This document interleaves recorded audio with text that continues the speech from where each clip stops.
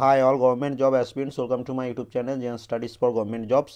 তো আজকে আমরা ডিসকাস করব ওয়েস্ট বেঙ্গল পুলিশ এক্সামের 2005 সাল থেকে 2019 সাল পর্যন্ত যতগুলো ওয়েস্ট বেঙ্গল পুলিশের এক্সাম হয়েছে তার পার্ট 3।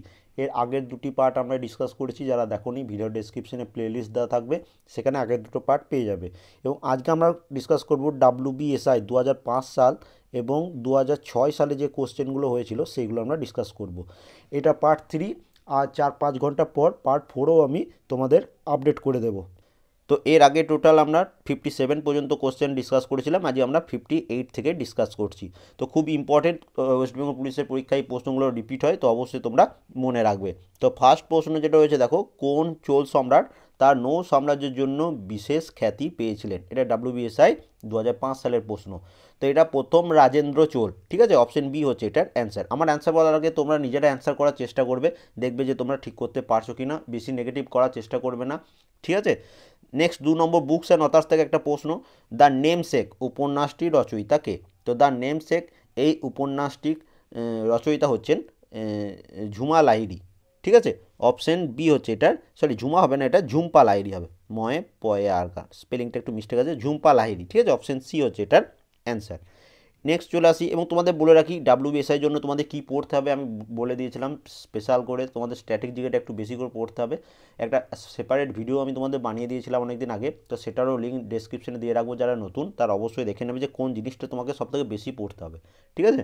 এবার চলে আসি 16 নম্বর প্রশ্নে, আরাবল্লী পর্বতের সর্বোচ্চ শৃঙ্গ হলো কোনটি? তো আরাবল্লী পর্বতের সর্বোচ্চ শৃঙ্গ হচ্ছে গুরু শিখর, এবং এই অপশন সিতে দেখতে পাচ্ছ দোদাবেতা, এটা হচ্ছে নীলগিরি পর্বতের সর্বোচ্চ শৃঙ্গ, ঠিক আছে। তোমরা এটা কমেন্ট করে জানিও মাউন্ট আবু এটা কোন রাজ্যে অবস্থিত বা কোথায় অবস্থিত, এটা তোমরা কমেন্ট করে জানাবে প্রত্যেকে। এবার দেখো, হরপ্পা সভ্যতা আবিষ্কৃত হয় কোন খ্রিস্টাব্দে? এটা 2005 সালেরই প্রশ্ন। তো মনে রাখবে, হরপ্পা সভ্যতা এটা আবিষ্কার হয়েছিল কোথায়? 1921 সালে। এবং মহেঞ্জোদারো, যেটা হরপ্পা মহেঞ্জোদারো আমরা সবাই নাম শুনেছি, মহেঞ্জোদারো হয়েছিল 1922 সালে, 1 বছর পরই। এবার দেখো, হরপ্পা সভ্যতা আবিষ্কার কে করেছিলেন? দয়ারাম সাহানি।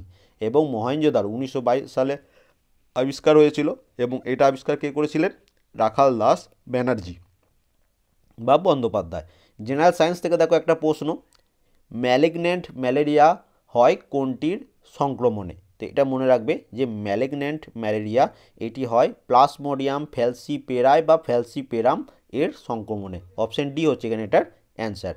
এবার দেখো, ক্লোরোফিলে কোন ধাতুটি আছে? এটা WBSI 2005 সালের প্রশ্ন, প্লাস তোমাদের ওয়েস্ট বেঙ্গল পুলিশের মেন্স এক্সাম যেটা হয়েছিল 2018 রিক্রুটমেন্টের, সেখানেও এই প্রশ্নটাই এসেছিল। তো দেখতে পাচ্ছ যে কোশ্চেন তোমাদের মেন্স এক্সামেও রিপিট হচ্ছে। তো এখানে এটার অ্যান্সার কী হচ্ছে, যে ক্লোরোফিলে বর্তমান যে ধাতুটি আছে সেটা হচ্ছে ম্যাগনেসিয়াম। অপশন বি হচ্ছে এটার অ্যান্সার, MG। আশা করি সবাই জানো। নেক্সট চলে আসি আমরা, দেখো DNA বংশগতি রাসায়নিক ভিত্তি তা প্রমাণ করতে হার্টসে ও চেজ যে ভাইরাস ব্যবহার করেছিল সেটির নাম কি? তো এটা তোমাদের বায়োলজি থেকে প্রশ্ন, 2005 সালেরই প্রশ্ন, সেটার নাম হচ্ছে ব্যাকটেরিওফাজ। অপশন এ হচ্ছে এটার অ্যান্সার। এবার দেখো, এই প্রশ্নটা ইন্ডিয়ান কনস্টিটিউশন থেকে খুব ইম্পর্টেন্ট। ভারতের কোনো রাজ্যে রাষ্ট্রপতি শাসন জারি করা যেতে পারে সংবিধানের কোন ধারা অনুসারে? 2005 সালেরই প্রশ্ন, 2005 সালের এটা শেষ প্রশ্ন ছিল। তো এটা মনে রাখবে যে ভারতের যে কোনো রাজ্যে রাষ্ট্রপতি শাসন মানে হচ্ছে, যে কোনো রাজ্যে মনে হচ্ছে স্টেট এমার্জেন্সি, সেটা হচ্ছে 356। এবং এটা মনে রাখবে ভারতীয় সংবিধানে 3 ধরনের এমার্জেন্সি আছে। এক হচ্ছে ন্যাশনাল এমার্জেন্সি, মানে জাতীয় জরুরি অবস্থা, যেটা হচ্ছে আর্টিকেল 352। সেকেন্ড যেটা হচ্ছে স্টেট এমার্জেন্সি, সেটা হচ্ছে 356, এই প্রশ্নের অ্যান্সার। এবং থার্ড হচ্ছে ফিনান্সিয়াল এমার্জেন্সি, ঠিক আছে, সেটা হচ্ছে আর্টিকেল 360। তো এই তিনটে এমার্জেন্সি এটা একটু মনে রাখবে। এবার চলে আসি আমরা 2006 সালের প্রশ্ন, নিচের কোনটি উপচুম্বকীয়? তো এটা আমার অ্যান্সার করার আগে তোমরা নিজেরা অ্যান্সার করে নেবে। তো এইটার অ্যান্সার হচ্ছে অপশন এ, অক্সিজেন, ঠিক আছে। অপশন এ হচ্ছে এখানে এটার অ্যান্সার। এবার উপচুম্বকীয় মানে কি? উপচুম্বকীয় মানে হচ্ছে প্যারাম্যাগনেট, তাহলে প্যারাম্যাগনেটিক, এটা অ্যান্সার কি হচ্ছে? Option A oxygen. এবং নাইট্রোজেন দেখো অপশন বিতে রয়েছে, এটা হচ্ছে ডায়াম্যাগনেটিক মানে হচ্ছে মহাকর্ষীয়। তো অক্সিজেন হচ্ছে উপচুম্বকীয় এবং নাইট্রোজেন হচ্ছে মহাকর্ষীয়। নেক্সট 2 নম্বর দেখো, জেনারেল সায়েন্সের প্রশ্ন কি এসছে, স্ট্রোপোমাইসিন একটি বহু ব্যবহৃত অণুজীবনাশক, এর উৎস হলো কোনটি? তো এটা তোমাদের WBSI 2006 সালের প্রশ্ন। তো এখানে এটা অ্যান্সার কি হচ্ছে? এর উৎস হচ্ছে ব্যাকটেরিয়া। অপশন এ হচ্ছে এটার অ্যান্সার। 68 নম্বর দেখো, প্রত্যেক বছর বুকস অ্যান্ড অথার্স থেকে তোমাদের প্রশ্ন আসছে, তো অবশ্যই এটা মনে রাখবে। অলিভার টুইস্ট রচনা করেছিলেন কে? তো এনাদের মধ্যে চার্লস ডিকেন্স, তিনি অলিভার টুইস্ট রচনা করেছিলেন। আর একটা দেখতে পাচ্ছ ইএম ফস্টার, তার লিখিত বইয়ের নাম কি হচ্ছে এ প্যাসেজ টু ইন্ডিয়া। খুব important, a passage to India, এই বইটি লিখেছিলেন ইএম ফস্টার, অপশন এ। এবং অলিভার টুইস্ট এটা লিখেছিলেন চার্লস ডিকেন্স। এবার দেখো 69 নম্বর প্রশ্ন, কবুলিয়ত ও পাট্টা কে চালু করেছিলেন? তো কবুলিয়ত ও পাট্টা তোমরা সবাই জানো এটা শের শাহ চালু করেছিলেন, অপশন এ হচ্ছে এটার অ্যান্সার। এবার দেখো উপর ট্র্যাপোস্ফিয়ারে বায়ু প্রবাহের নাম কি? তো দেখো যে ট্র্যাপোস্ফিয়ার, স্ট্র্যাটোস্ফিয়ার এরকম করে যতগুলো লেয়ার আছে, তো মনে রাখবে এটা আমাদের সবথেকে নিচের লেয়ার হচ্ছে স্ট্র্যাপোস্ফিয়ার, তার উপরে হচ্ছে স্ট্র্যাটোস্ফিয়ার। তো এই দুটো লেয়ারের মিডিলে একটা লেয়ার, সেটাকে বলা হয় ট্রাপোপোজ, ঠিক আছে। এখানে বা এটাকে অনেক সময় বলা হয় ট্রাপোস্ফিয়ারের আপার লেয়ার, ঠিক আছে। তো এইখানে কোন বায়ু প্রবাহিত হয়? তো এখানে মনে রাখবে এখানে প্রবাহিত হয় জেট স্টিম, সেটাকে বলা হয় জেট স্টিম, সেটা হচ্ছে আপার ট্রাপোস্ফিয়ারে প্রবাহিত হয়। তাহলে অপশন ডি হচ্ছে এটার অ্যান্সার।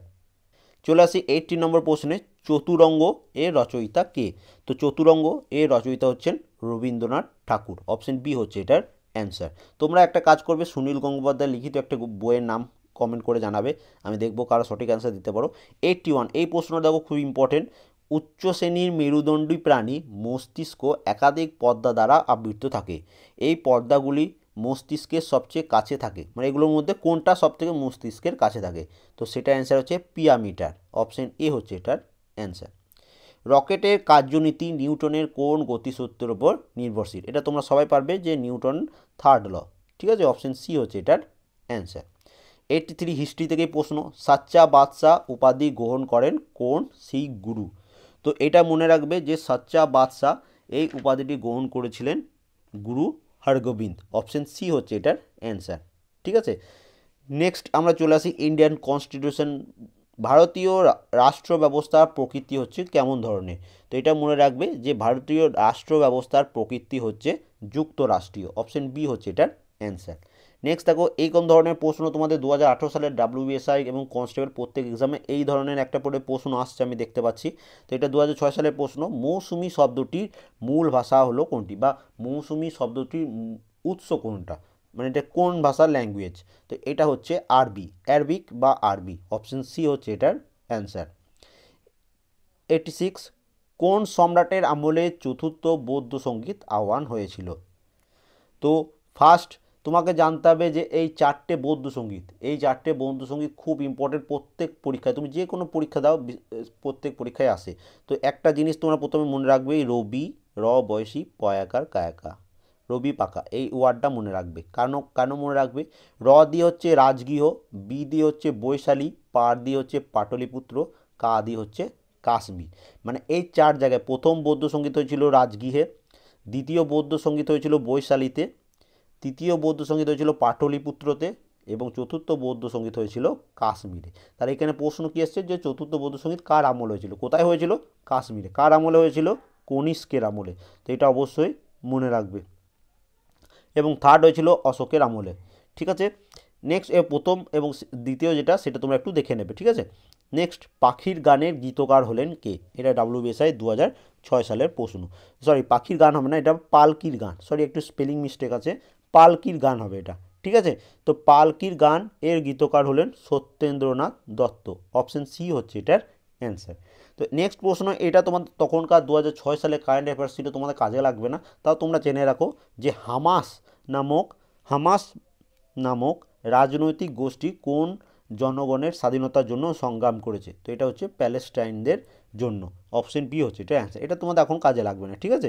নেক্সট দেখো এইটা জিওগ্রাফি থেকে প্রশ্ন, দুটি নদীর মধ্যবর্তী অংশকে কি বলে ধরা হয়, বা কি বলা হয় সেটাকে? দুটি নদীর মধ্যবর্তী অংশকে, তো এখানে এটা মনে রাখবে যে দুটি নদীর মধ্যবর্তী অংশকে বলা হয় দোয়াব।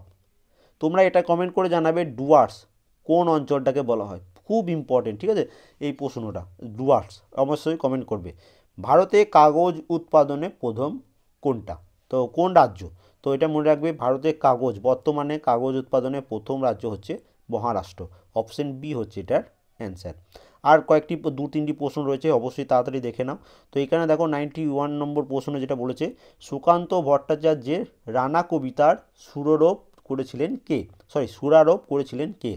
তো সুকান্ত ভট্টাচার্যের বিখ্যাত রানার কবিতা সুরারোপ করেছিলেন সলিল চৌধুরী। অপশন বি হচ্ছে এখানে এটার অ্যান্সার। ছাদপত্র এর রচনা করেছিলেন কে? ছাদপত্রের রচয়িতা তোমরা সবাই পারবে, সুকান্ত ভট্টাচার্য, WBSI 2006।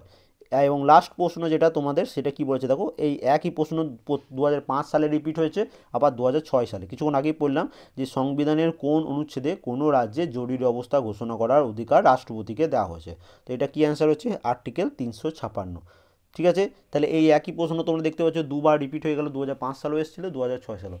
এটার পিডিএফ এই ভিডিও ডেসক্রিপশনে দেওয়া থাকবে, সেখানে আমাদের ওয়েবসাইটে লিঙ্ক পাবে, সেখানে ক্লিক করলে ডাইরেক্ট এই পিডিএফটার ওখানে চলে যাবে, ওখান থেকে তোমরা আমাদের ওয়েবসাইট থেকে ডাউনলোড করে নেবে। এবং তাছাড়া তোমরা ডাইরেক্ট আমাদের টেলিগ্রাম চ্যানেল জয়েন করতে পারো, সেখানেও পিডিএফটা আমি পোস্ট করে দেবো, সেখান থেকেও তোমরা পিডিএফটা ডাউনলোড করে নিতে পারবে।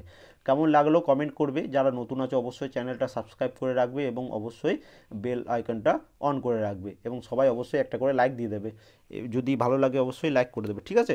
এবং খুব ভালোভাবে প্রিপারেশন নাও, খুব ভালো পরীক্ষা হবে তোমাদের সবার। And thank you for watching.